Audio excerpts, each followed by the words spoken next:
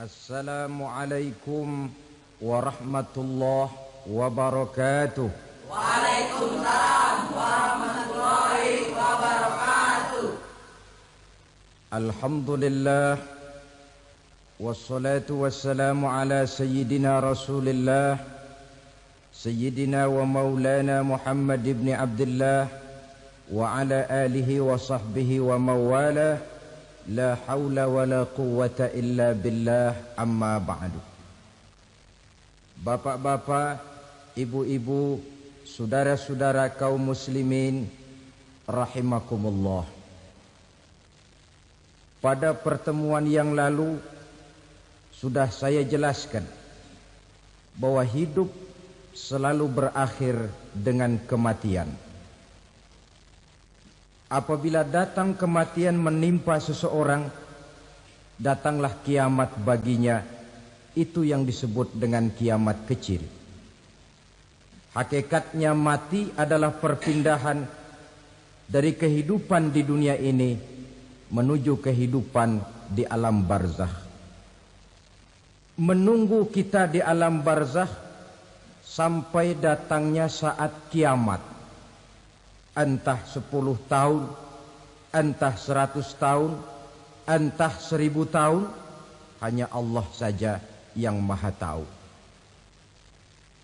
Adapun orang-orang beriman yang melakukan amal kebajikan dalam kehidupan di dunia ini, masa penantian yang lama di alam barzakh buat mereka sebentar saja. Tetapi bagi orang-orang kafir yang ingkar, yang tidak beriman kepada Allah, yang hidup di dunia cuma menumpuk-numpuk dosa, tentu penantian di alam barzakh akan merupakan waktu yang sangat lama. Bukankah dalam kehidupan kita waktu itu memang relatif? Contoh misalnya, bagi pemuda-pemudi yang sedang duduk asyik memadu cinta, waktu 4-5 jam saja rasanya cuma 4-5 menit. Tenggelam oleh keasyikan.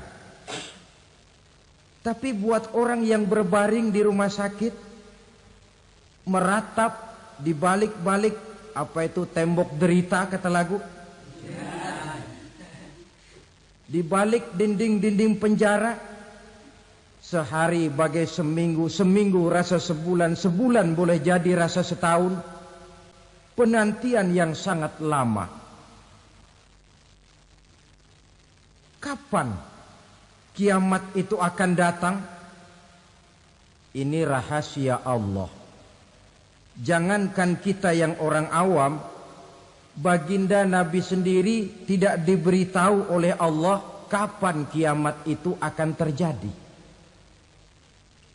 Tetapi sungguh pun demikian, banyak hadis-hadis yang menjelaskan ciri atau tanda-tanda datangnya kiamat. Nah, kalau sudah bicara soal tanda, tanda kiamat itu ada 2. Pertama yang disebut alamatus sughra, tanda-tanda kecil. Ini waktunya masih ada tenggang. Ada yang dinamakan alamatul kubra, tanda-tanda besar.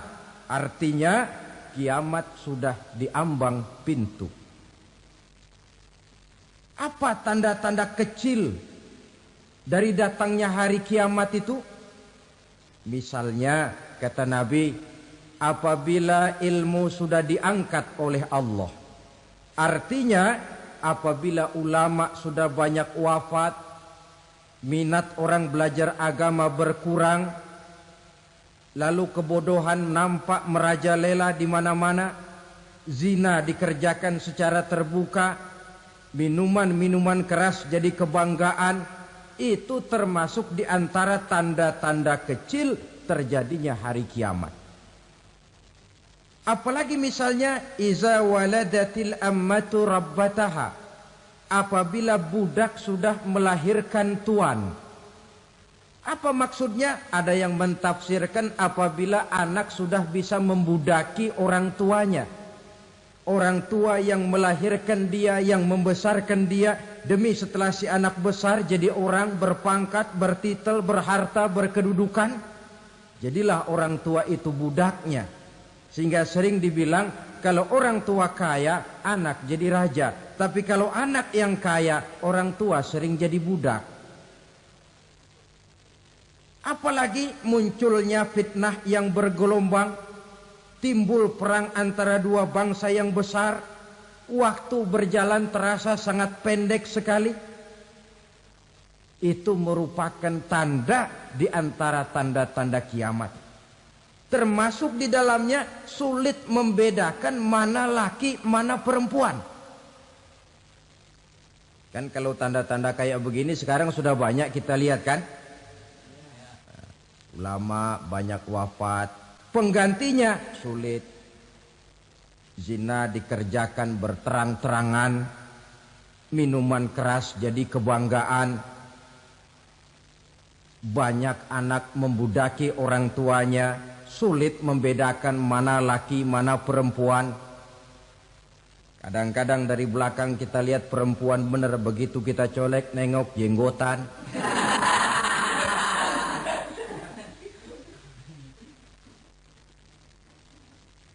Ini termasuk tanda-tanda kecil. Masih ada tenggang sampai akan terjadinya kiamat itu. Nah, yang dimaksud dengan tanda-tanda besar, ini tanda besar artinya kiamat sudah diambang pintu.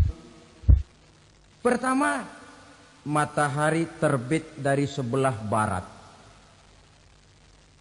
Apabila matahari sudah terbit dari arah sebelah barat, tertutuplah sudah pintu taubat. Bersabda Nabi kita, la taqumus sa'atu hatta tatlu'a syamsu min maghribiha. Tidak akan datang hari kiamat sampai matahari terbit dari arah sebelah barat.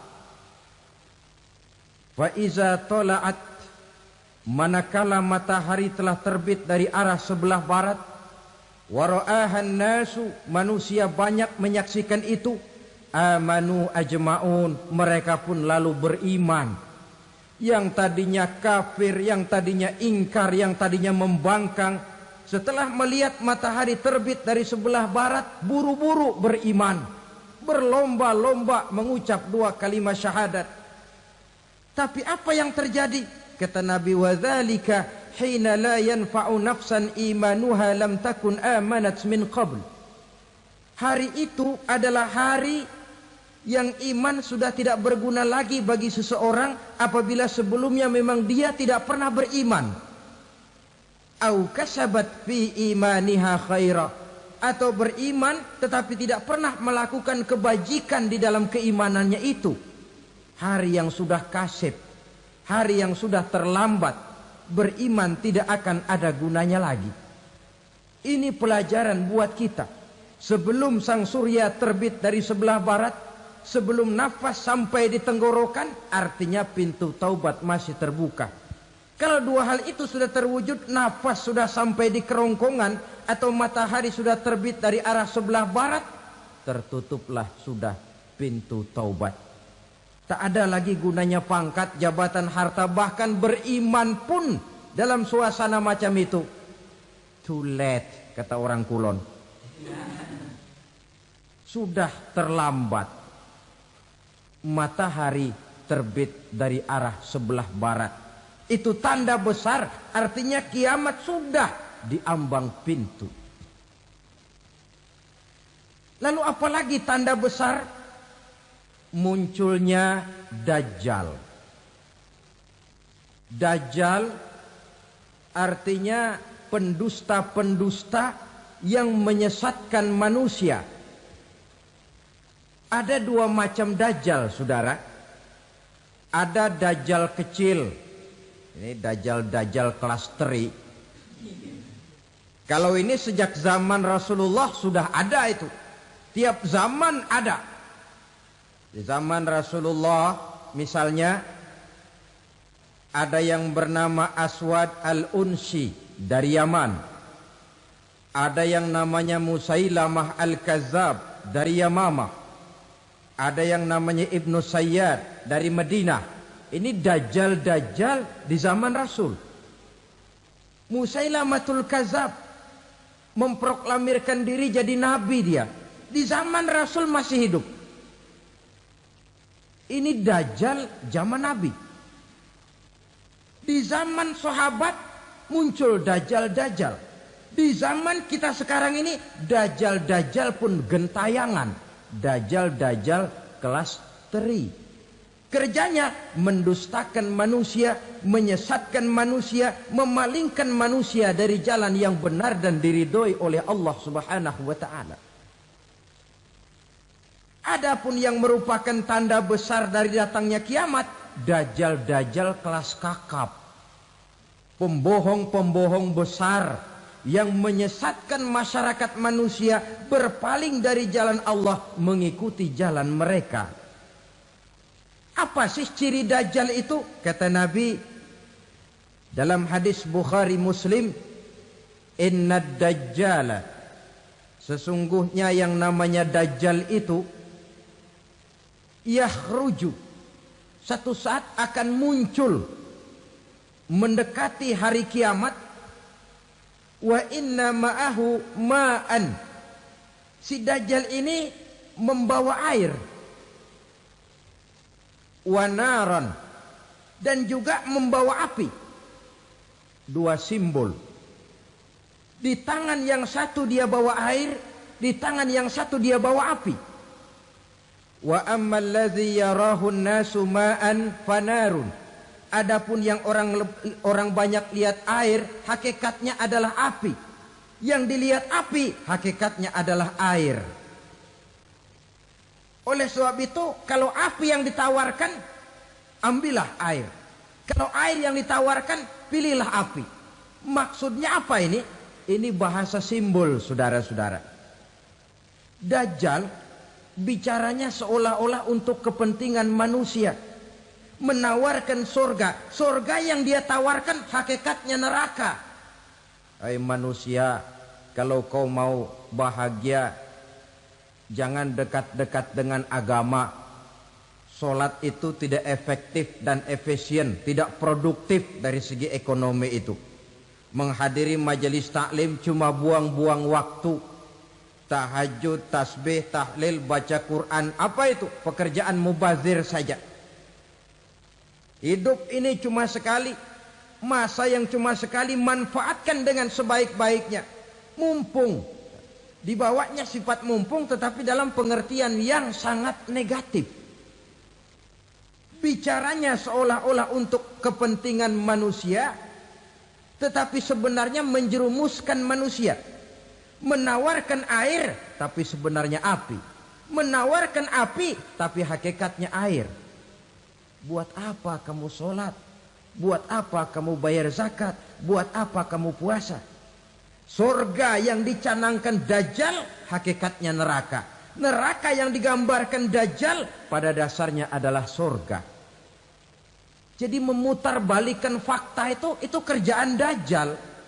Yang hak jadi batil, yang batil dibilang hak, yang benar jadi salah, yang salah malah jadi benar. Tuntunan disuruh jadi tontonan, tontonan malah menjadi tuntunan. Itu pekerjaan dajjal profesinya. Zamannya Nabi Adam, dajjalnya kan iblis. Betul? Betul. Apa sih rayuan iblis itu? Allah setelah menciptakan Nabi Adam kan bilang, Adam, kau dan istrimu Hawa tinggal di surga ini. Seluruh fasilitas yang ada di surga persilahkan kau nikmati. Satu yang tidak boleh, jangan coba-coba dekati pohon khuldi. Dekat saja jangan, apalagi sampai memetiknya. Datang dajjal yang namanya iblis ini. Adam, kamu tahu nggak kenapa tidak boleh makan buah khuldi? Ya nggak tahu, pokoknya saya dilarang. Bodoh kamu Dam. Khuldun artinya kekal. Kalau kamu makan itu buah, kau akan kekal di surga buat selamanya. Allah tidak kepengen, maka dilarang kamu makan buah khuldi. Kalau kau ingin kekal di surga Adam, makan saja. Saya bicara begini ini untuk kepentingan kamu Adam. Ini kan ciri-ciri Dajjal. Bicaranya sih seolah-olah untuk kepentingan Nabi Adam. Hakikat sebenarnya menjerumuskan Nabi Adam supaya ingkar dan melanggar larangan dari Allah Subhanahu wa ta'ala. Jadi setelah muncul Dajjal, timbul kekacauan-kekacauan di masyarakat. Banyak yang terpengaruh, terpedaya dan terpesona. Termasuk mereka yang memproklamirkan diri jadi nabi. Mereka yang memproklamirkan diri jadi rasul di zaman sesudah Rasulullah wafat. Itu adalah Dajjal.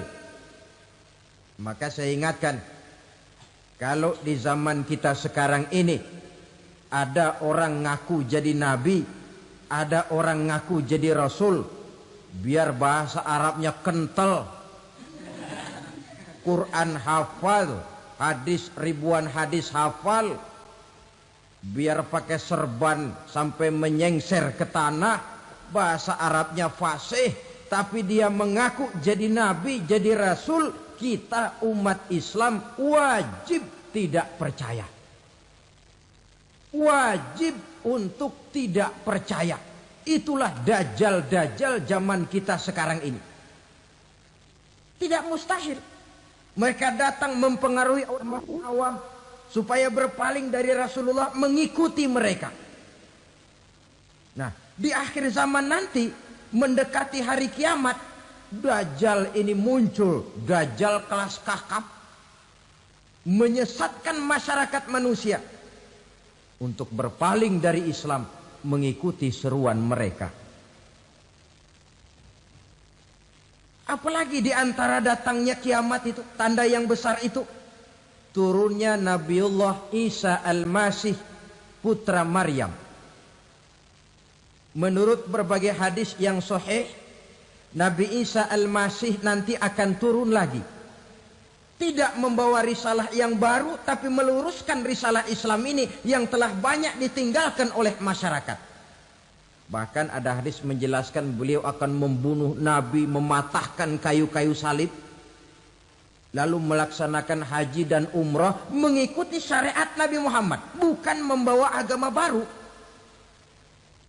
Menjadi semacam mujaddid, reformer, menyelamatkan manusia dari bisikan Dajjal. Bahkan ada riwayat yang menjelaskan bahwa Nabi Isa berhasil mengalahkan Dajjal, mengembalikan masyarakat manusia kembali kepada ajaran Islam yang datang dari Allah, dibawa oleh Rasulullah Sallallahu Alaihi Wasallam.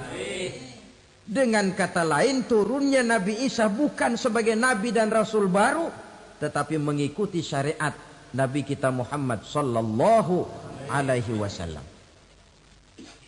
Saudara hadirin, ibu-ibu hadirat yang saya hormati, kemudian apalagi di antara tanda-tanda besar akan datangnya kiamat itu? Keluarnya asap atau awan. Kata Nabi, inna min asratis sa'ah dukhanan yamla'u ma bainal masyriqi wal maghrib. Di antara tanda-tanda kiamat, munculnya awan antara langit dan bumi. Ini pun diperkuat dalam surah Ad-Dukhan ayat 10. Fartaqib yauma ta'tis sama' bidukhanin mubin fayughshan nas hadza azabun alim.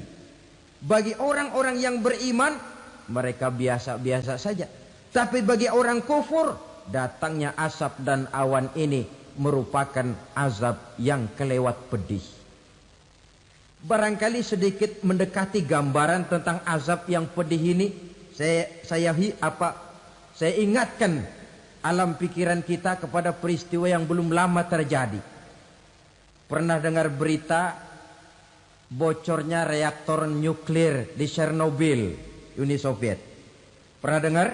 Nah, bocornya reaktor nuklir di Chernobyl yang mengakibatkan ratusan bahkan sangat mungkin ribuan nyawa. Cuma satu reaktor. Bagaimana kalau seluruh cadangan nuklir yang dimiliki oleh para negara adik kuasa ini diledakkan? Bahkan yang konon menurut catatan cadangan nuklir yang dimiliki bersama oleh Amerika dan Rusia sekarang ini sudah sanggup memusnahkan 6 miliar manusia. 1,5 kali lebih banyak dari jumlah manusia yang nongkrong di permukaan bumi ini. Saudara-saudara hadirin yang saya hormati, lalu saat mendekati hari kiamat, apalagi tandanya? Setelah Nabi Isa wafat, pada saat turunnya yang kedua kali, lalu Allah meniupkan angin sejuk. Semua orang-orang beriman, orang-orang baik wafat. Sehingga penghuni bumi ini cuma tinggal lagi terdiri dari orang-orang kafir. Tidak ada lagi di bumi ini yang bisa mengucapkan Allah. Sehingga dalam hadis qudsi itu ada keterangan, Innallaha azza wa jalla yaqulu li Israfil. Allah pernah pesan kepada malaikat Israfil. Kata Allah, Israfil, Iza sami'ta qailan yaqul Allah, Allah, fa akhirin nafah 40 sanatan ikraman liqailiha. Hai Israfil, apabila kau dengar di permukaan bumi masih banyak orang yang mengucapkan Allah, Allah, maka tunda sangkakala kiamat itu 40 tahun. Untuk apa? Ikraman liqailiha, menghormati orang yang mengucapkan Allah, Allah itu. Wah, jadi karena sekarang masih banyak yang mengucapkan Allah, besar hatilah kita, masih jauh kiamat itu. Tapi jangan lupa, kiamat pribadi, kiamat kecil itu yang gak kita sangka-sangka. Ajal datang mencabut nyawa, itu kiamat pribadi. Dan itu yang pasti kita hadapi. Dan itu yang membuat kita tidak boleh bersikap main-main di dalam kehidupan sekarang ini. Saudara hadirin yang saya hormati, tidak ada lagi orang-orang muslim. Seluruh penduduk dunia ini kafir. Lalu terciptalah struktur sosial yang berlandaskan prinsip hidup semau gue. Bakal terjadilah prinsip di mana yang kaya menyantap yang miskin, yang kuat menindas yang lemah. Hidup sudah bagaikan di rimba belantara, berlaku hukum rimba. Siapa yang kuat dia yang menang, siapa yang lemah menjadi mangsa. Timbul kekacauan, maksiat merajalela, munkarat menjadi-jadi. Sehingga isi bumi ini penuh dengan segala macam perbuatan dosa. Tidak ada perlunya lagi alam diperpanjang temponya. Datang saat yang sudah dijanjikan oleh Allah Azza wa Jalla. Maka terjadilah yang disebut kiamat kubra. Kiamat besar, kiamat hancur-hancuran.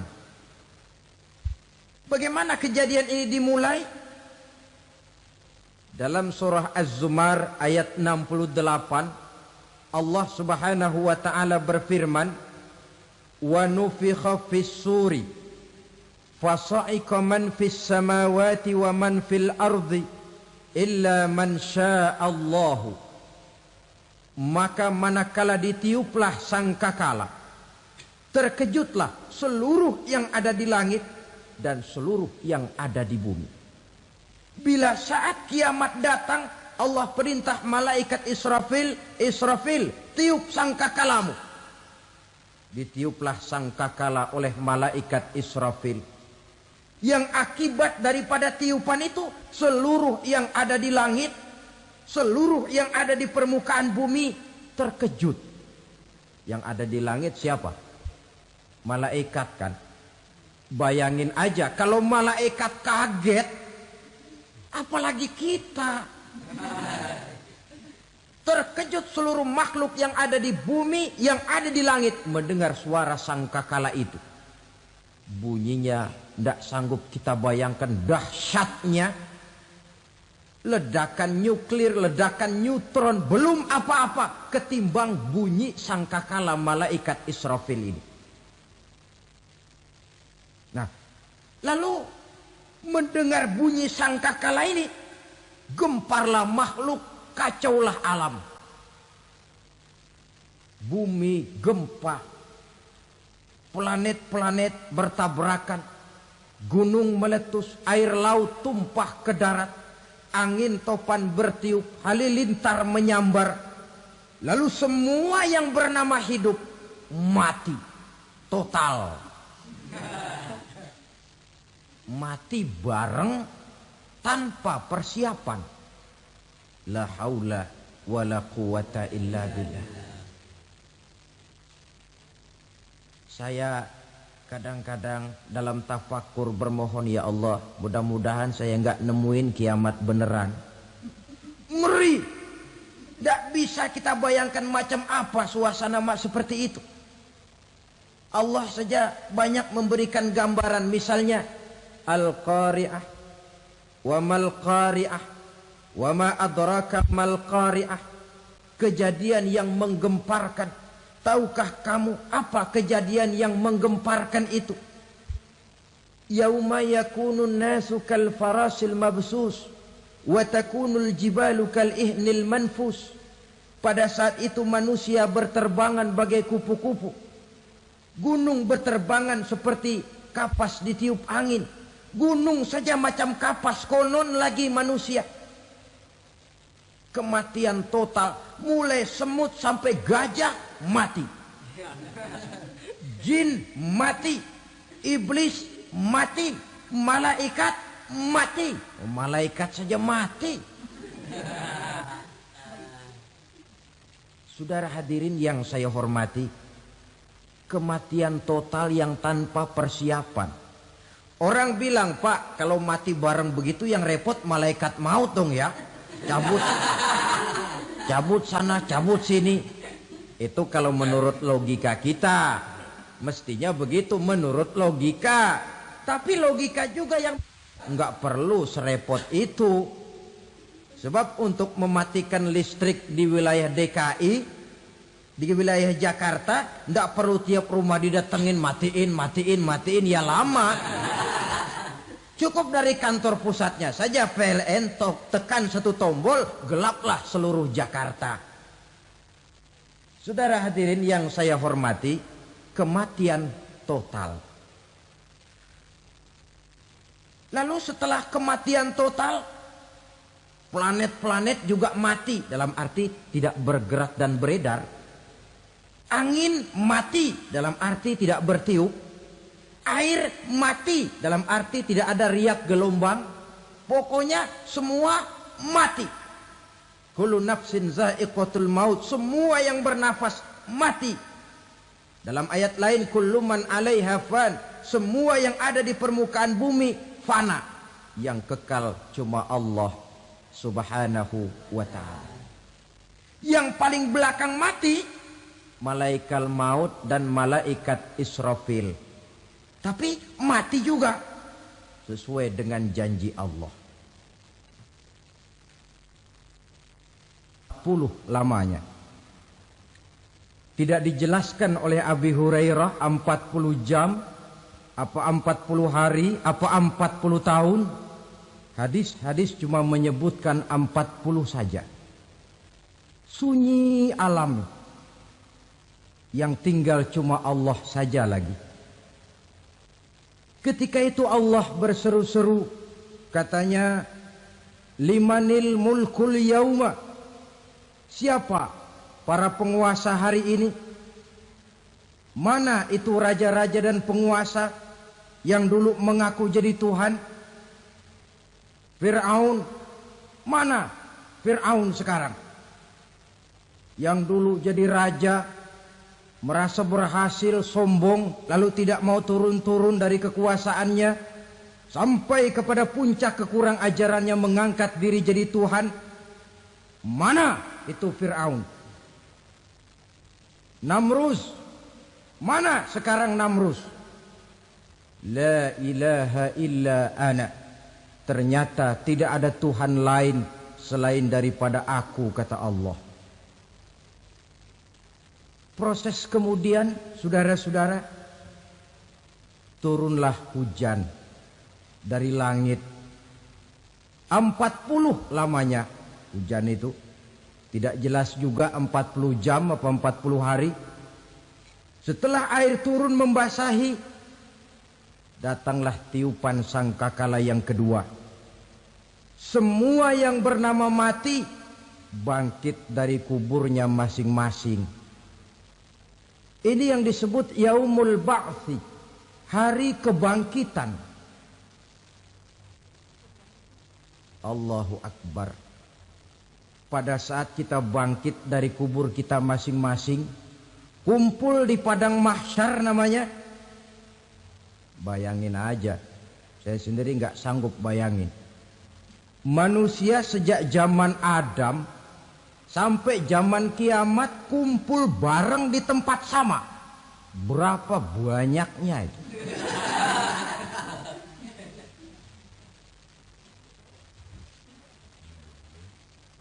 Dan yang luar biasa menurut satu riwayat, pada saat bangkit itu, Masya Allah, roman muka kita berubah. Disesuaikan dengan amalan kita waktu di dunia ini. Barang siapa yang waktu di dunia amalannya itu amalan tikus, di akhirat nanti dia bangkit dari kubur, mukanya seperti muka tikus. Gagah betul badannya, tapi mukanya seperti tikus. Kenapa? Amalannya waktu di dunia seperti amalan tikus. Apa amalan tikus itu? Suka ngegeragoti barang yang sudah disimpan rapi-rapi. Orang sudah simpan uang rapi-rapi, simpan perhiasan rapi-rapi, digeragoti oleh tikus. Maling-maling, pencoleng-pencoleng, koruptor-koruptor. Itu nanti di akhirat nanti kita lihat mukanya seperti muka tikus. Oh ini waktu di dunia suka nyolong, mukanya seperti muka tikus. Barang siapa yang waktu di dunia ini amalannya itu amalan macan, dia akan bangkit nanti mukanya seperti muka macan. Apa amalan macan? Macan itu amalannya menang-menangan. Orang yang mau menang saja nggak mau mengalah. Coba lihat di hutan. Kenal hutan nggak? Di hutan, raja hutan di mana-mana pasti macan. Betul kan? Betul. Padahal hutan belum pernah bikin pemilihan umum. Tapi macan tidak peduli ada pemilihan umum apa tidak, pokok saya raja. Sebab apa? Macan jadi raja itu bukan karena benar, tapi karena kuat jadi raja.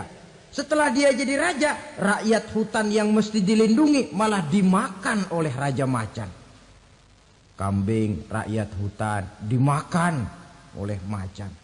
Ayam rakyat hutan dimakan oleh macan. Itu nanti kita lihat di akhirat itu mukanya seperti muka macan, gagah betul. Lalu barang siapa yang di dunia ini amalannya itu seperti amalan anjing, nanti dia punya muka seperti muka anjing. Apa amalan anjing? Pertama, anjing itu kalau disuruh jaga rumah, dia tidak bisa membedakan mana maling, mana tamu. Biar yang datang maling, kalau bawa tulang, anjing kalem. Yang kedua, anjing itu akan setia kepada siapa saja yang memberinya roti. Siapa yang memberinya roti, itulah majikannya. Apa kata majikannya, pasti dia laksanakan. Soal benar atau salah dia tidak peduli. Setelah anjing dapat roti, dia tidak punya pilihan lain kecuali bilang, abdi mah kumaha juragan wae ayeuna mah.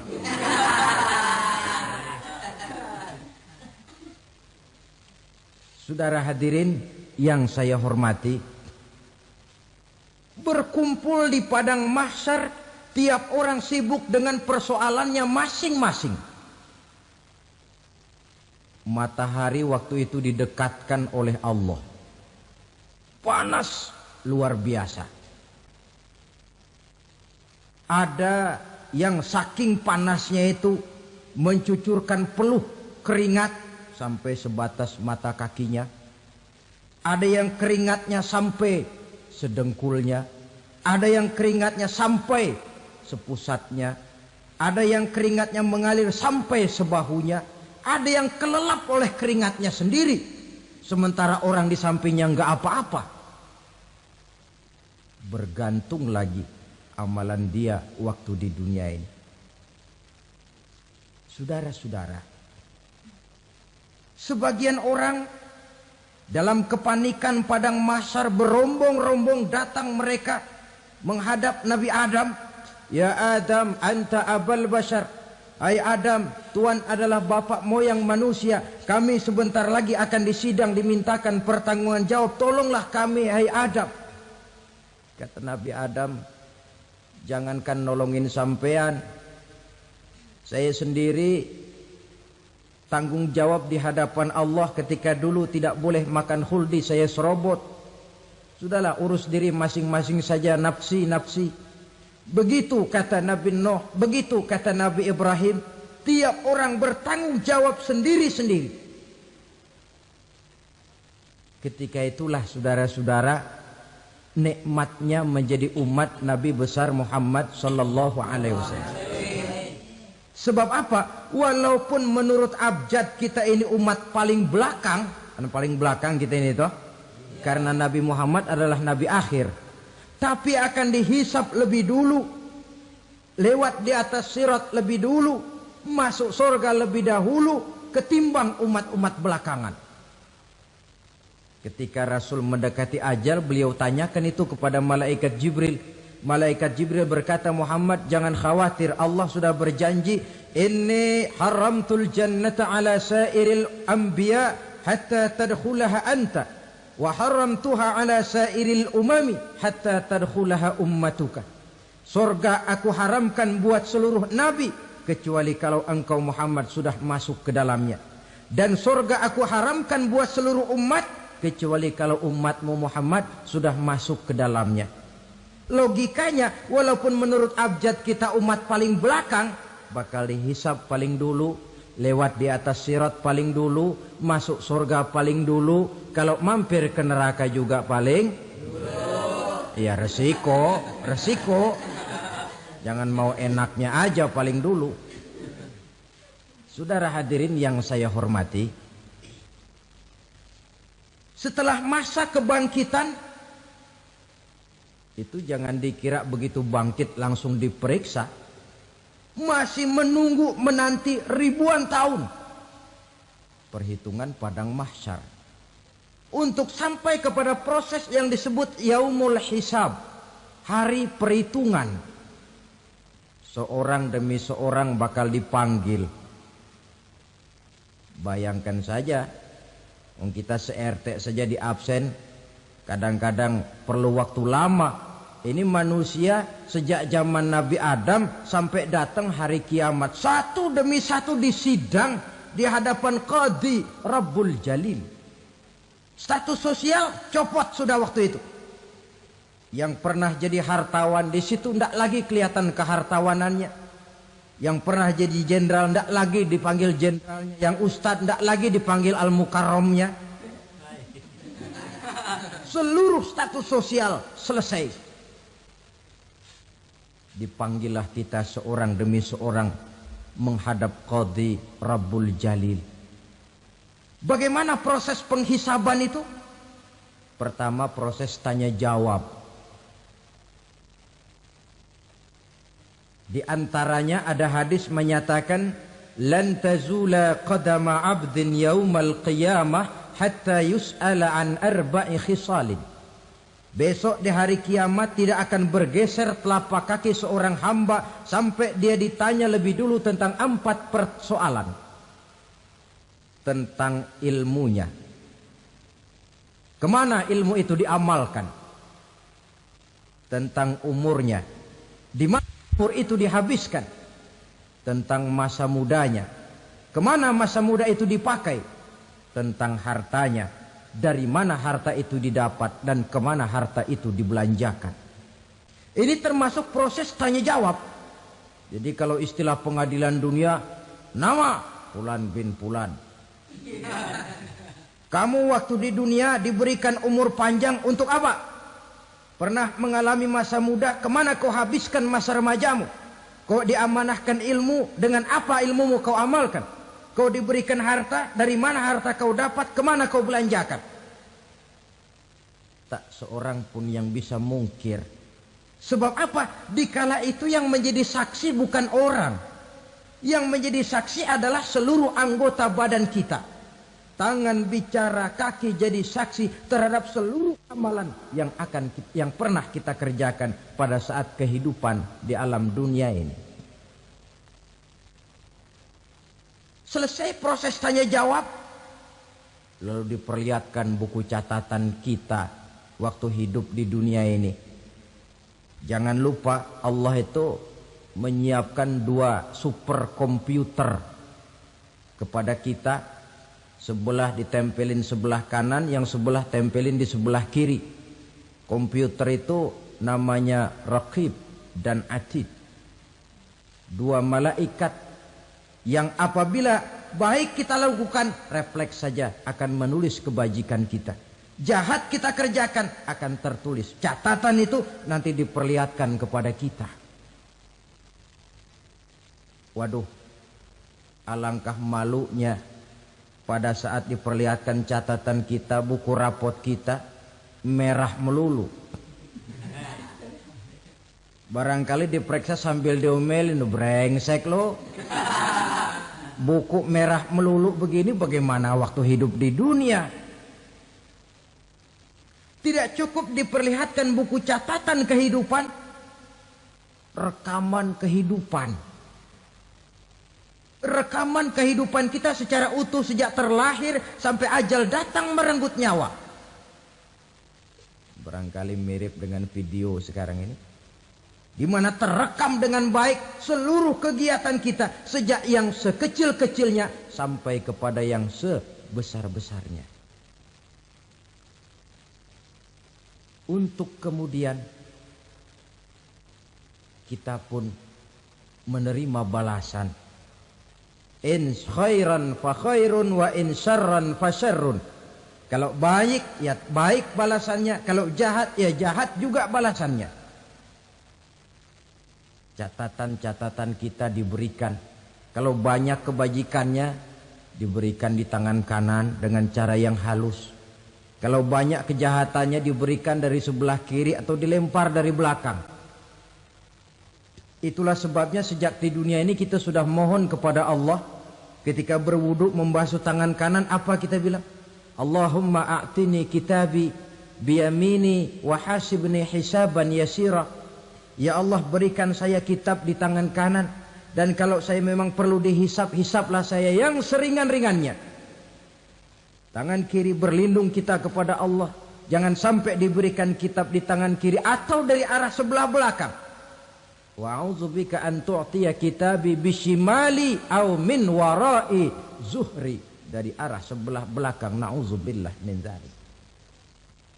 Setelah selesai lewat proses penghisaban, lewat mizan, timbangan, maka yang sudah selesai dihisab itu bergeraklah menuju sirat, jembatan yang terbentang menuju surga melalui neraka. Saudara-saudara, panjangnya perjalanan sirat itu memakan waktu ratusan tahun. Tetapi orang yang lewat di atas sirat pun macam-macam, bergantung amalannya ketika di dunia ini. Ada yang lewat di atas sirat itu kal barkil khatib, seperti kilat yang menyambar, lep, sudah sampai dia di surga. Cepat bukan main. Ada yang lewat di atas sirat itu seperti orang lari-lari. Ada yang lewat di atas sirat itu seperti orang jalan biasa. Ada yang sambil merangkak, ada yang sambil ngesor, ada yang sambil gelayutan, ada yang selamat sampai ke ujung ke surga, ada yang tergelincir jatuh masuk ke dalam neraka, bergantung amalannya dalam kehidupan di dunia sekarang ini. Tiap kita akan melewati yang namanya sirat ini. Saudara-saudara kaum muslimin yang saya hormati, dengan demikian mereka yang selamat melalui sirat sampai ke terminal akhir surga, mereka yang ketika dihisab ternyata banyak kejahatannya daripada kebaikannya, mereka singgah di dalam neraka. Nah, adapun orang-orang yang beriman menurut ayat Quran dan hadis Nabi itu nanti ada bermacam-macam. Ada orang beriman itu yang dimasukkan surga. Ada orang beriman itu yang dimasukkan ke dalam surga. Ada orang beriman itu yang disebut penduduk surga.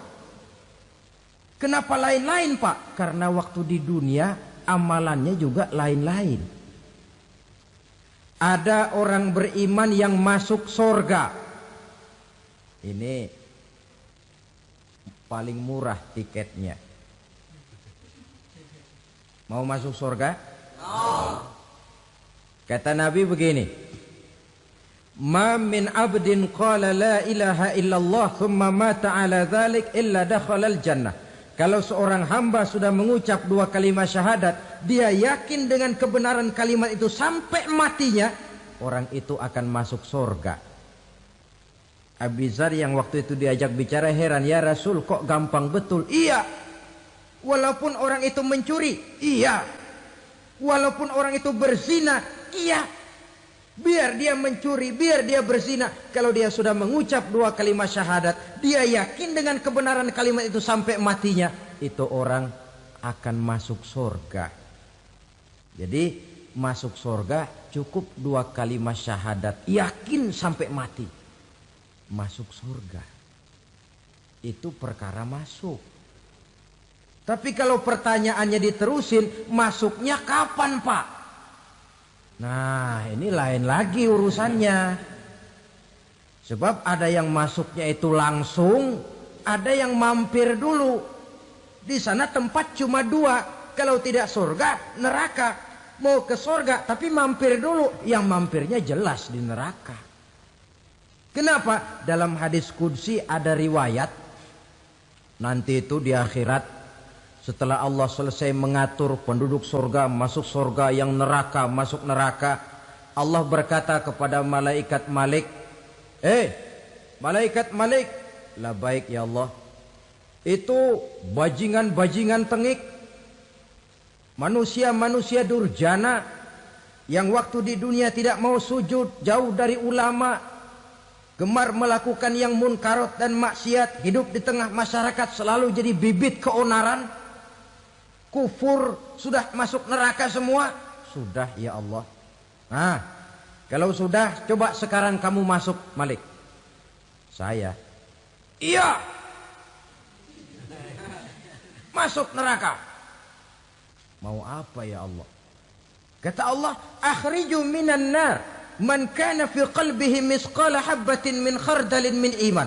Kau masuk neraka, cari di dalam neraka orang-orang yang ada imannya walaupun kecil sebesar biji zarah, angkat mereka keluar. Masuk malaikat Malik ke neraka, cari orang yang ada imannya, korek-korek. Ya repot, udah pada gosong.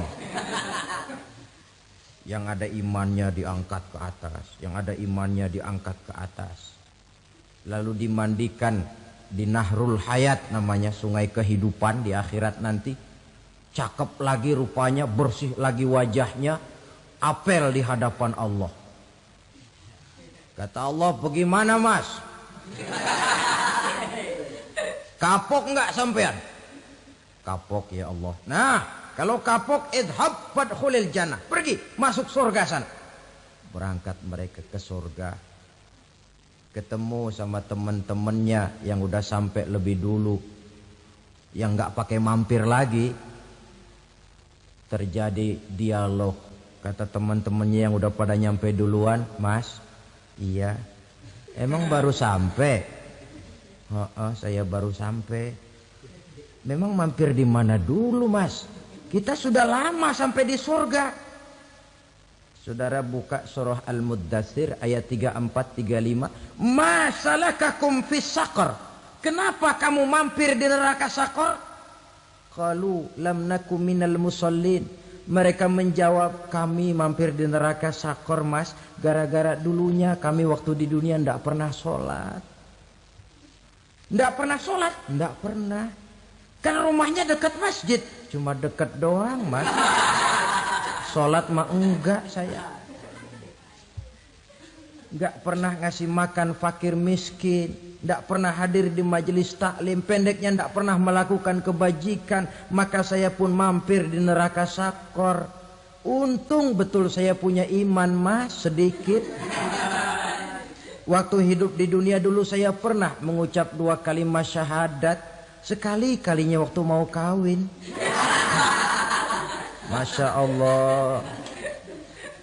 Untung saja kawin. Kalau nggak kawin polos.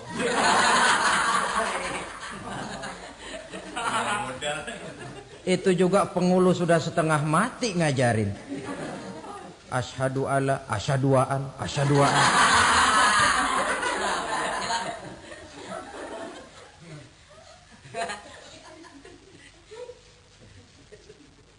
Ini namanya masuk surga, ada mampir dulu. Ada pula orang mukmin itu yang dimasukkan surga. Namanya dimasukkan kan terima beres. Saya masuk ke rumah, jalan sendiri, cari tempat sendiri. Saya dimasukkan ke dalam rumah, terima beres. Pokok ada di dalam, itu dimasukkan namanya. Nggak pakai mampir. Tapi tentu tiketnya lebih mahal ketimbang yang pertama tadi. Apa kata Allah? Innal ladzina amanu wa amilus solihat la ukaffiranna anhum sayyiatihim wa la udkhilannahum jannah. Sesungguhnya orang-orang yang beriman kemudian beramal soleh, kami hapuskan segala dosa dan kesalahannya, kami masukkan mereka ke dalam surga. Lihat ayatnya. Allah yang memasukkan, kita yang dimasukkan. Tidak pakai transit, tidak usah mampir. Cuma tidak cukup syahadat, tidak cukup amanu, tapi diiringi dengan wa'amilus salih. Iman, amal.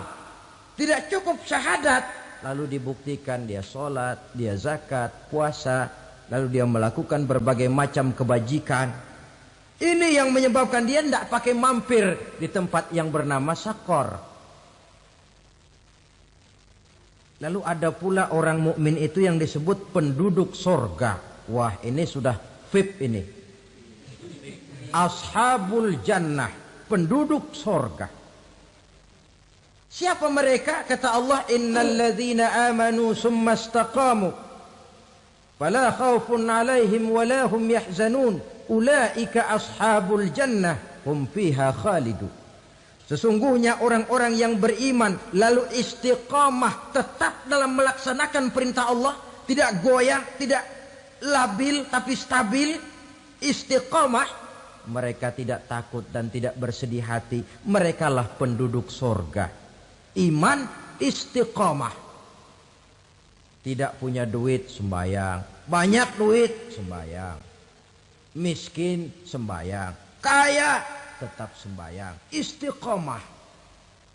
Kadang orang kalau susah rajin ke masjid, banyak duitnya ngelihat masjid melengos. Waktu miskin hamba Allah, setelah kaya jadi hamba harta. Bergeser, tidak ada nilai istiqomahnya.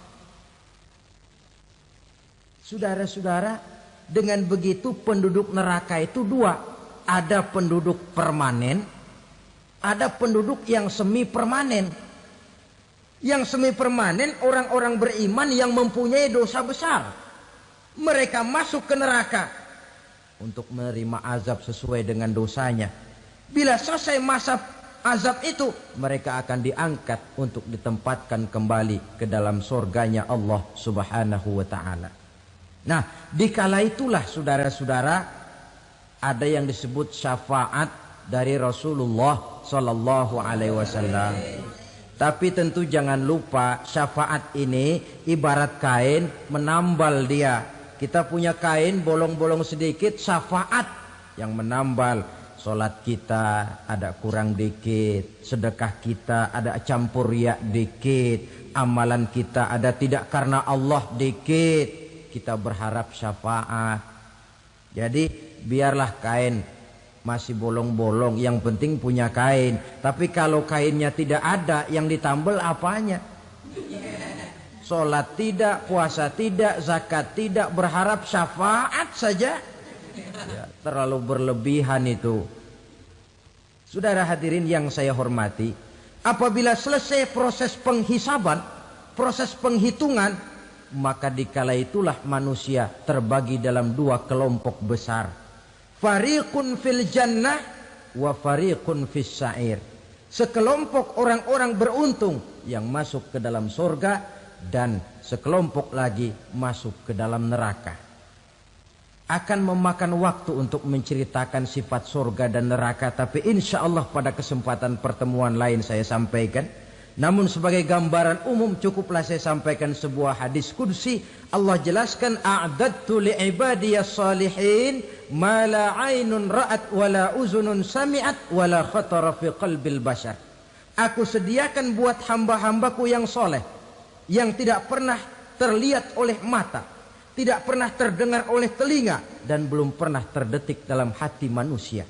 Jadi kenikmatan surga belum pernah dilihat mata, belum pernah didengar telinga, belum pernah terdetik dalam hati.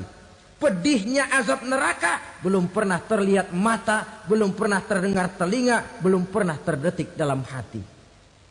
Saudara hadirin yang saya hormati, oleh karena itu sebagai uraian akhir daripada kiamat ini, marilah sama-sama kita memanfaatkan hidup dengan sebaik-baiknya, supaya jangan timbul penyesalan di hari kemudian nanti.